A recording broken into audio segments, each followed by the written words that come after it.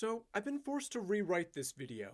When I began writing it, only 9 episodes of the 10 of Season 2 were out, and I thought I had a pretty good idea about what I wanted to say about it, but then the last episode sort of flipped that on its head. But let's start this off properly.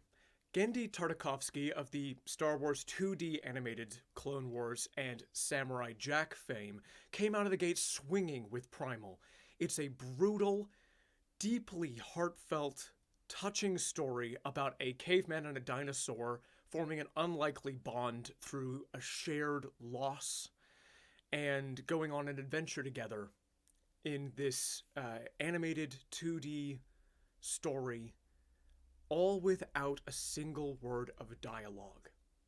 The rest of the 10-episode run are episodic, mostly self-contained adventures in which Spear and Fang, as they are known, face various different threats. What made me fall in love with this show from the beginning was the expressiveness of this animation style and the sound design, the grunts and roars of our protagonists telling us just enough, but also leaving it up to audience interpretation to a certain degree. Additionally, each episode expanded on this primal world organically, sometimes giving us a giant bat or a monster spider to fight, and other times showing us the devastation that a zombie ant-esque disease does on a brontosaurus herd. And that's the thing. Anything is possible. You want an intelligent mammoth herd who are mourning their dead? It's in here. You want an elixir that gives you Hulk powers for a certain span of time? That's in here too. They've got giant water snakes, a giant herd of dogs. They even introduce magic in one of the episodes, but it's done in such a sort of pagan, primal, thematically competent way that it feels totally harmonious with the series as a whole. And that's the thing. The themes of this story are deeply felt. It is a primal, brutal world, and the themes of loss, especially the loss of children, just hit me in my heart in such a powerful way. I truly cannot recommend this show enough, although I will say that because it is so brutal and because the violence is so graphic, if you are at all squeamish, I can't recommend the show to you on that level. But if you can stomach what is honestly heartbreaking material combined with a brutal 2D violent aesthetic, this show is one of the best series I think that has ever been made. Season 2 is quite a bit different from the first. My original video was going to be about how, in abandoning two of the things I loved about the first season, that episodic format that I was talking about, and the focusing on human civilizations rather than on various and eclectic monsters week to week, that it had sort of detracted from my enjoyment of this new season. But after the last episode, I kind of had to reevaluate that stance, and I don't think it's accurate anymore. This last episode of Season 2, possibly the last episode of the show in general, made a real impact on me, and in lieu of that, I think Season 2 does exactly what it needed to do in order to round out the story of Primal. Spoilers ahead for Season 2 of Primal, which, seeing as it might be spoiling the end of the show as a whole, I'd recommend, if you haven't seen the first season already, stop watching here, go back and do that, and then come back. So, what was it that made me rewrite this video? Spear dies at the end. Which means that we kind of need to reevaluate everything in Season 2 leading up to this point. There are still a couple of nitpicks that I have with the show, i.e. that the actual devil is in there, which just feels a little bit out of place to me.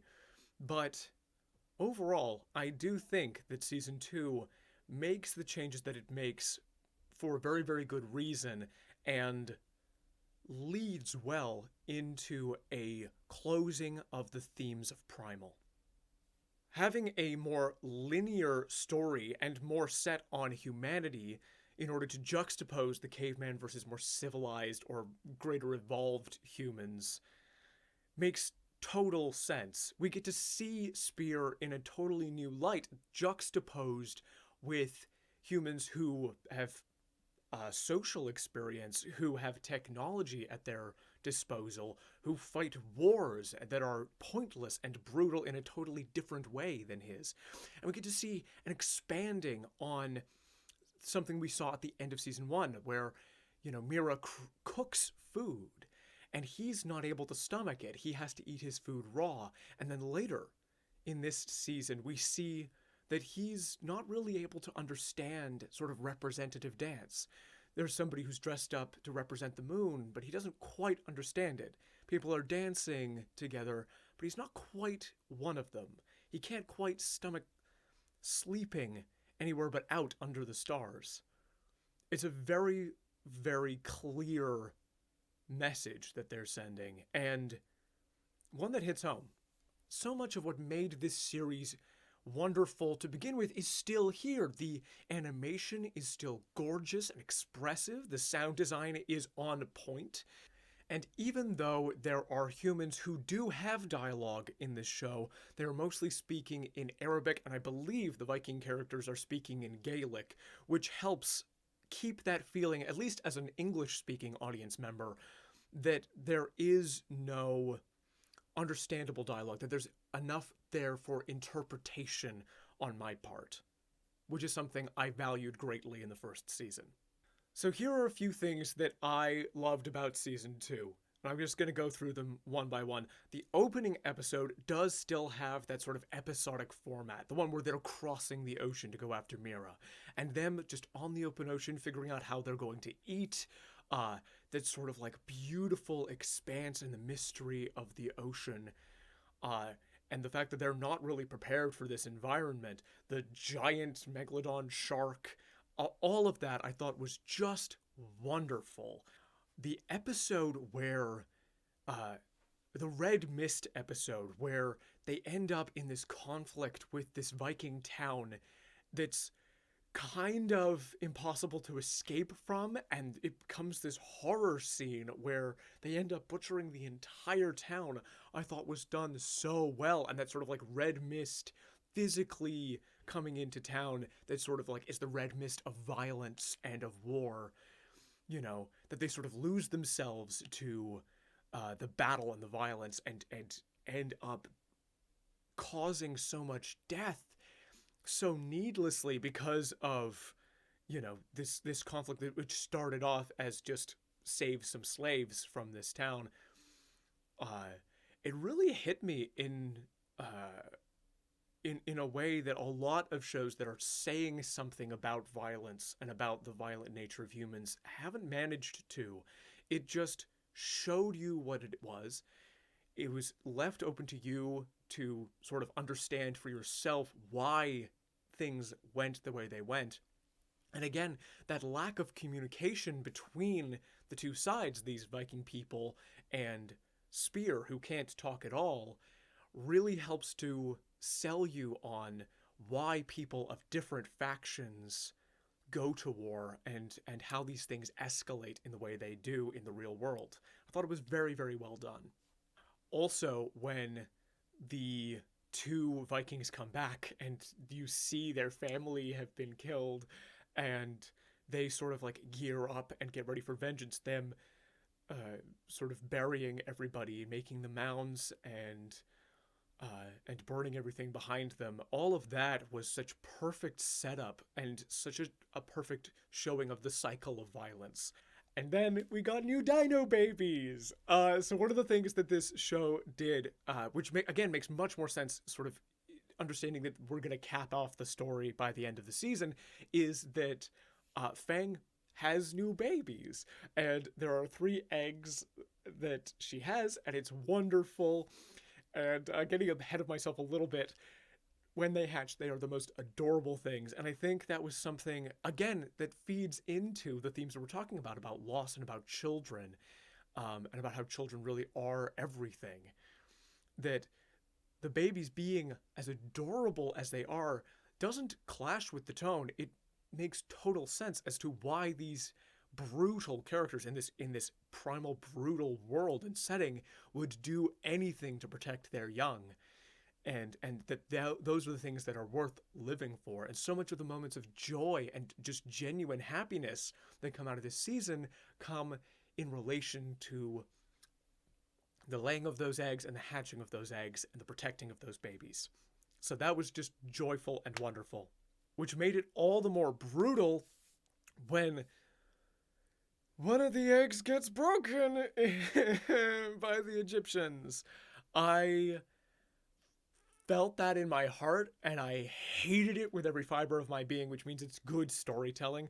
But having 3 eggs so that one can be destroyed to raise the stakes and like make you understand what they're fighting for in this new context hurts. It's exactly the right move to pull, but it hurt me, and I hate it, and I wish it hadn't happened in the best possible way. The other thing I wanted to touch on is the 3-parter episode where they become sort of slaves to this Egyptian lady. I thought it was a really, really good 3-parter. I thought it was a bit strange that it didn't have anything to do with Mira's backstory, which was kind of what I was expecting from any slavery arc that we were going to get based on the end of season 1. But nevertheless, I think all of the characters were really well introduced. I thought the Colossus himself, the titular character, had a really compelling story, and again ties into that theme of like, what will you do to protect your children, and the freeing of the slaves and the destruction of that Egyptian ship and the Egyptian bitch lady were so satisfying. And it was really well done. And then comes that last episode, which turned my whole perspective on its head, because up to this point, my feeling had been that there were too many humans, that we weren't really expanding on the world in the same way that season 1 was. I just wanted to play more in this series, and I couldn't understand why it was that so many of the monsters and that sort of like eclectic primal feeling that we'd gotten from season 1 seemed to have been abandoned. But here it all comes together. We get Spear and Fang joining Mira as she finally makes it back home to her people. And we see, again, that Spear isn't quite able to belong, even though he has formed this connection with Mira. He's just not at home here. This isn't who he is. He doesn't know how to live in peace. And only really comes back into who he is when that peace is threatened and he's able to protect everybody by going and fighting the Viking guy. And the beauty and sadness of that, him being among these people and creating those sort of cave drawings on the walls of the building that he's in, telling the story of his life, felt so poignant in the moment and so poignant afterwards when it's Mira looking at what he's done, looking at his bloodied hands, because he spent all night drawing and creating the scenes that we have seen over the course of the show. And let's talk just a little bit about the devil. I wasn't a huge fan of the actual devil being a part of this show. We see angels and then we see devils with the Vikings. I know we introduced a supernatural element in season 1, but that felt very much like I was saying, like a pagan sort of like of the earth kind of magic, whereas the actual devil is the devil from our world. And yes, the Egyptian people were using sort of the iconic Egyptian symbol of the eye of Horus kind of thing. And all of these other human civilizations had direct in-world equivalents.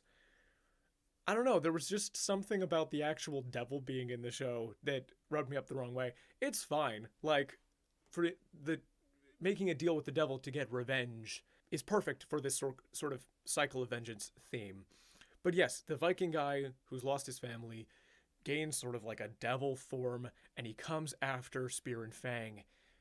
What a beautiful fight. And watching Spear leap out of the fire and go tumbling down the cliff with this being was so impactful. And then, of course, the Viking gets sucked back down into hell, and Spear is dying of his burn wounds and isn't going to make it. And Mira, seeing his life on the walls and making that decision to have Spear's child before he dies, and then later having that last shot of Spear's daughter, Spear and Mira's daughter, riding on a T-Rex, spear in hand, felt like the perfect ending to Spear's story. That while he couldn't make it beyond a certain point, his daughter was able to, and that legacy lives on. That the thing that he was fighting for, the thing that defined his relationship with Fang, that loss that devastated him to that degree, that something was created that will live on. And I want to just give huge props to Genndy Tartakovsky and the entire team. I'm crying just talking about it. What a poignant, beautiful show that you have created. And thank you.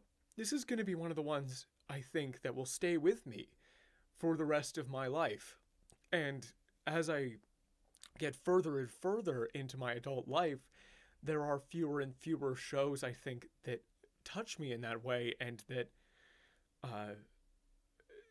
that I feel are truly masterful. I can't think of a better note to end this video on than that. I am grateful that this series exists. I'm grateful that I was able to watch it. It is food for the soul and the imagination, and I just want more people to be able to experience this incredible story. So thank you. And for everybody out there, take care. Hey everybody, thanks so much for watching. If you want more of this, first of all, thank you so much. Like and subscribe and all of the YouTube stuff. I've also got video on the Sandman 2022 adaptation and on the Rings of Power and why I am not going to finish watching that. Yeah, I don't really know what I'm doing with this channel. I'm just sort of speaking my mind about various things that I have seen, giving my reviews and thoughts. I might do D&D content in the future. I do Dungeons & Dragons on the Hidden Realms D&D Twitch and YouTube channels, so if you feel like watching that, go check it out. We're in the middle of a campaign right now called Seeking the Hidden Realms, which we're having a lot of fun with. And I also wanted to just give a shout out to my cousin Danny Duff, who is doing a bunch of She-Hulk videos right now and is probably a much better YouTuber than I am. So big shout out to him. And also my friend has started uploading videos of him playing various video games over on the YouTube channel Crentical. So go check him out if that is your cup of tea. Thanks so much for watching again, and take care.